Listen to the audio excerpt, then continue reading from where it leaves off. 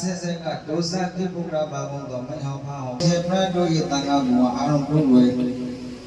ဝါကထင်အကျော်အာနိ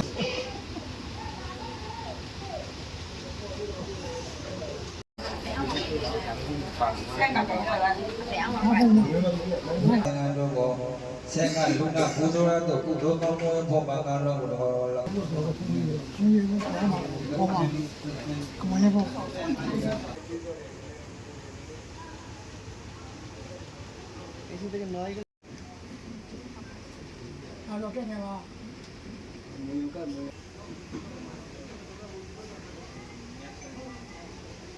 သာရတန္တရာနဲ့တန္တရာတို့ပြည့်ရသည်ရှိတော်လဲဘယ်အမြာဒီတို့လေးပေးစားတော်ဆင်းရဲ့